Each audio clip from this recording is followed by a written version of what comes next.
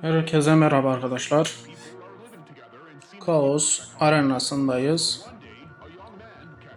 Ve bildiğiniz gibi Kaos arenası yeni bir arena, yeni bir savaş alanı. Bununla ilgili ilk videom. Şimdi gördüğünüz gibi bir loncaya katıldım. Ve full T5 göndermek zorundayız çünkü kaptanlar full T5 istiyorlar. Şimdi sizlere Kaos arenasında neler yapmanız gereken şeyleri söyleyeceğim. Öncelikle arkadaşlar loncanızdan çıkmadan Kaos arenasındaki savaşan loncalara başvuru gönderin. Sonrasında kabul ediyorlarsa loncanızdan çıkıp Kaos arenasında başvurduğunuz loncaya gidip katılın. Öteki türlü loncasız olarak katılmayın. Çünkü dışarıdan bu loncalar sizin nereden geldiğinizi görsün. Hangi klandan geldiklerinizi görsün. Şu an gördüğünüz gibi No bir Türk loncası da orada savaşıyor. Bizim kaptanın biri orayı açmış. Ben de oraya bir tane yabancı tanıdık arkadaş var diye gidiyorum. Ace. Çünkü açtığımda denk geldi, fark ettim, güzel. Kaptan kalesi de güzel.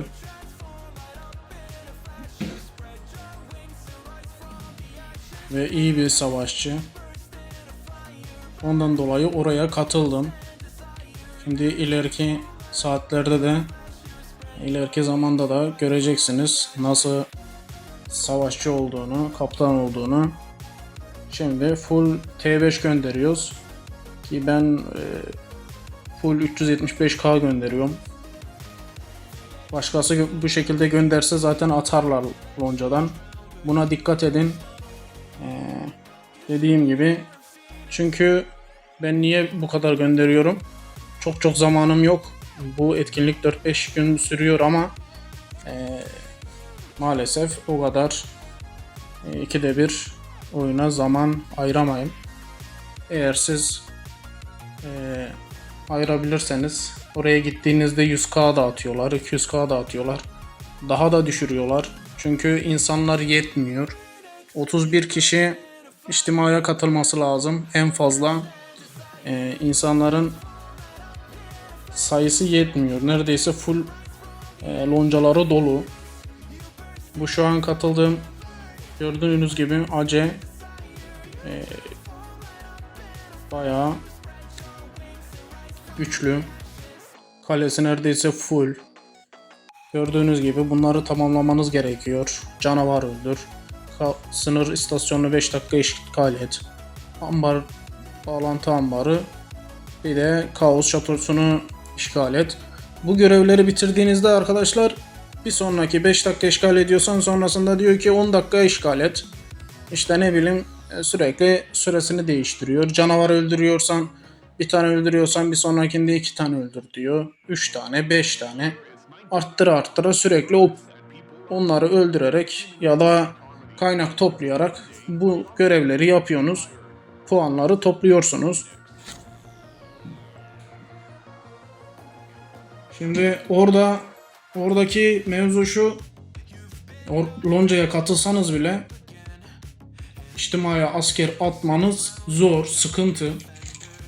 Benim şu an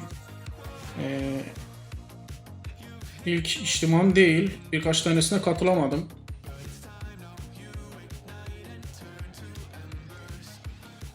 Onun için oraya gittiğinizde kaptan mesela bizimki 5-6-9 yazmış.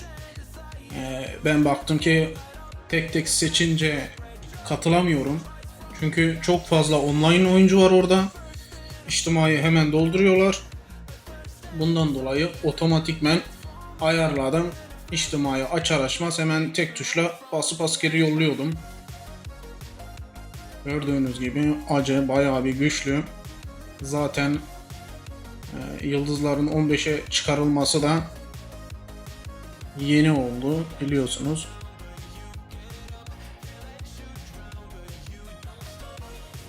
Ace vurduğunu alıyor.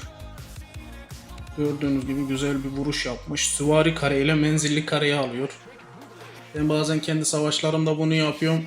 Ya okçuya süvari şeklinde girilir mi diyorlar. Arkadaşım sistem değişmiş. Sistem artık bu şekilde, adam full süvariyle full okçuya girmiyor ki. Bakın gördüğünüz gibi peş peşe görevleri tamamlaya bunları 50'ye kadar götürüyoruz. Şu an iyileştirmeyle asker öldürmede 5'e kadar geldik. Bu puanları toplayıp sonrasında ödülleri alacağız. Gördüğünüz gibi listeye bakıyorum. Herkes neredeyse online. Online olmayan da zaten atacaklar. Yani loncadan atacaklar, bunu bilin. Çünkü herkes bu loncalara katılmaya çalışıyor. Orada kim savaşıyorsa içtimalar sürekli dolsun diye, gördüğünüz gibi burada da kaos dükkanı. Puanlar topladıktan sonra buradan hediyeler alacağız. Şöyle ben baktığım zaman bana ahım şahım bir şey denk gelmiyor. Yıldız parşömeni düşünüyorum mesela, 30 tane alabiliyorum. Yani şöyle kalkıp da 300 tane 500 tane alınabilse, benim burada alacağım yıldız taşı rastgele çekeceğim. Yarın öteki gün işe yararsa yarayacak. Tek bir işe yarar, bir kendim için söylüyorum. Ben bir şey göremedim. Bunlar burada ahım şahım savaşıyorlar ama nedenini pek çözmüş değilim. Tabii ki normal oyuncular için orada alınacak bir ton hediye var. Onu kendinize göre seçin.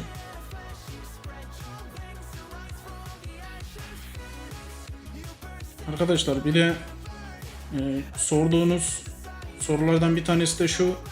Burada asker ölmüyor. T5 gönderseniz bile %10'luk bir kısmı revire düşüyor. Yani %90 bir oran hızlandırma var şeyde, iyileştirmede falan.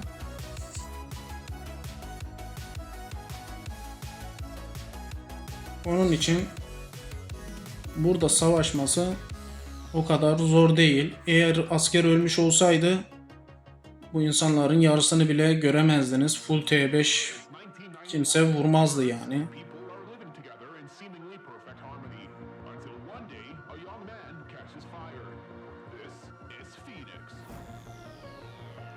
Evet. Gördüğünüz gibi No 1 loncası da savaşıyor ve onlardan sınır istasyonunu aldılar. Birkaç yerde vuruşuyorlar.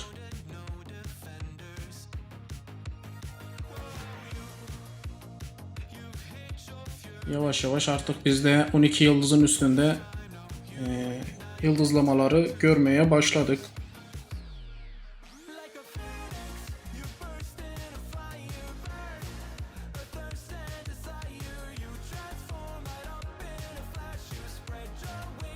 Yani üstte 3 tane içtima var. Evet. Alamadılar. Bizim Ace'nin taktiği genellikle vuruyor. Vurduğunda zaten kesin bir alıyor. Yani %95 Ace vurduğu zaman içeriği alıyor. Ondan sonra peşine illaki diğerleri ikili gelmeye çalışıyor. Biri vurduktan sonra öteki yarım yakalamaya çalışıyor içeriği. Ace hemen iptal ediyor, dağıtıyor içeriği. Çok zarar görülmesin diye.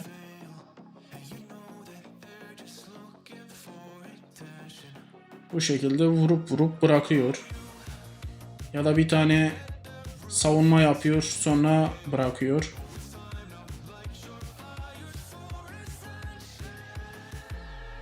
Evet, gördüğünüz gibi full T5. Biz de çakmışız full 375K T5'i. Buraya gelecekler için şunu tavsiye edebilirim. Bir B'nin üstünde olmaya çalışın. genellikle kendi loncanızla gelmeyin. Çünkü Türk loncaları ahım şahım güçlü değil. En iyi kaptanların içine yani içtimasına asker atmaya çalışın. Burada kendiniz seçebilirsiniz. Rastgele seçtikten sonra bakın, kabul ediyorlarsa gelin. Çünkü kendi loncanızdaki kaptanı getirseniz siz ona belki sağlam gibi bakarsınız ama burada full bir kaptanın karşısına geldiği zaman çok çok ahım şahım bir puan toplayamazsınız. Onun için mesela ben geldim, kendim de istesem loncayı getirip kaptanlık yapabilirdim. Ama geldim, AC burada zaten vurduğunu alıyor. Düşünün arkadaşlar. Adam neredeyse 2 katı karşı tarafa zarar veriyor. Yaralanan asker artı karşı tarafa vurulan zarara göre puan, yani benim gördüğüm kadarıyla çok iyi. Öteki türlü insanlar kendi kalelerini deneyebilir. Loncaca bunu denenebilir. Ama ben bu şekilde öneririm size. Başvurun. Ben orada görenlerde zaten yazıyor nasıl geldin, nasıl girdin. Kendi loncamdan bile söyleyen olunca ben onlara diyorum ki gel katıl ya da başvuru gönder. İnanın bu loncalar zaten kapıda bir ton insanı görüyorlardır. Zaman zaman loncadan adam atıp bir sonrakini alıyorlar.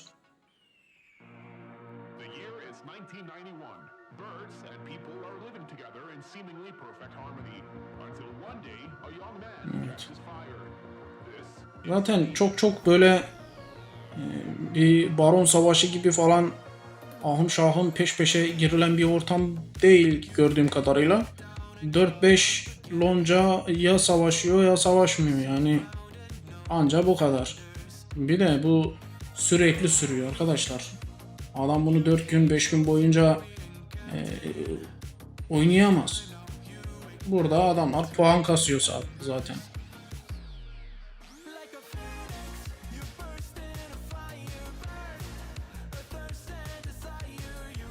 Evet, bizim arkadaş da geldi. Askerini göndermiş.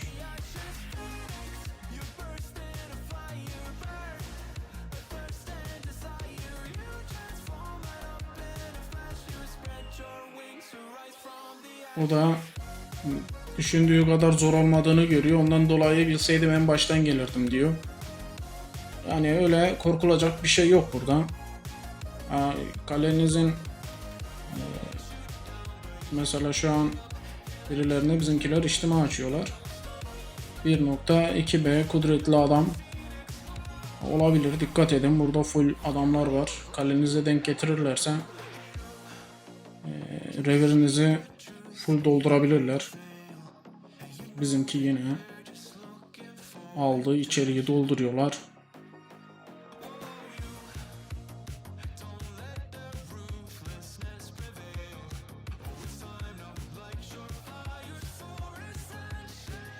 Biz de sürekli reviri çıkarıyoruz.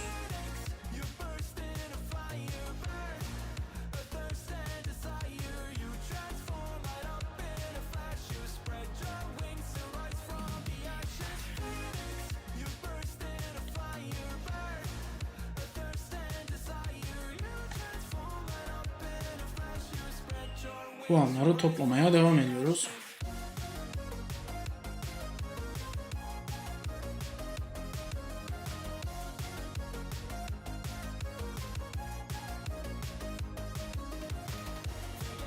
Evet, içeriği neredeyse doldurduk. Bir de buradaki kaptanlar için sıkıntı şu. Az asker gönderin diyorlar mesela. Az asker gönderdiğin zaman da bir bakıyorsun 31 kişiyi içeri tamamlıyorsun ama içtimadaki asker sayısı az oluyor bu sefer. Gördüğünüz gibi 2 katı vurmuş. Menzil kare ile piyade kareye vurmuş arkadaşlar. Yani normalde piyade kare okçu kareye alır. Menzili kareye alır. Ama mix girdiği için tam tersi bir strateji. Gördüğünüz gibi zaten bir de savunma yapmışız. Çok çok iyiydi ya. AC çok iyi bir, gördüğünüz gibi savunmayı yaptık. Adam tutuyor ya. Menzilli kareyle vurmuşlar. Süvari kare olarak savunmuşuz. Adamın kalesi çünkü bildiğiniz duvar gibi ya. Aşılmıyor.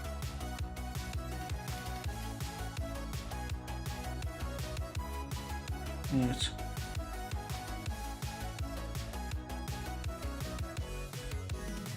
Benim de orada ordu büyüklüğüm düşmüş.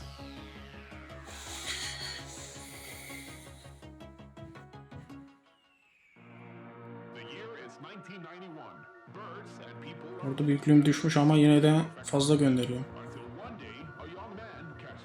Arkadaşlar böyle puanları toplayın.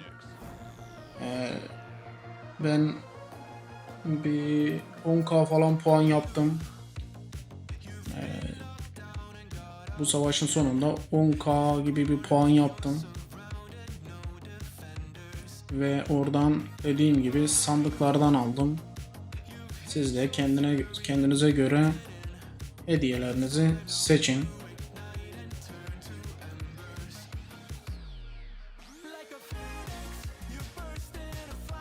Videoyu çok uzun tutmak istemiyorum.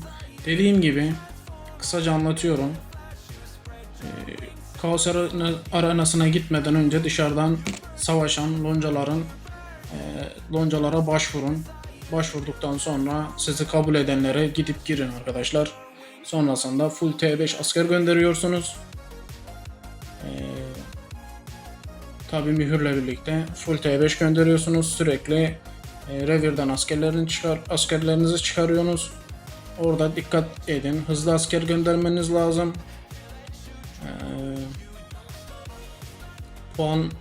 Hızlıca puan toplamanız lazım. Çünkü bu savaş uzun bir savaş. Çabuk puan toplamak istiyorsunuz. Bundan dolayı bu konulara dikkat edin. Kudretiniz düşükse dikkat edin. Orada içtima yeme durumunuz var. Tuzak kaleyseniz zaten gidin orada kendinizi deneyin. Bu şekilde puanları toplayın ve oradan hediyeleri alın arkadaşlar. Bu şekilde bir değerlendirme videomuz olsun Kaos Arenası ile ilgili. İlerideki günler Hacı Abdi yapacağını, asker hızlandırmasını kullandı. Vuruşunu görüyoruz ve videomuzu burada bitiriyoruz. Sağlıcakla kalın arkadaşlar.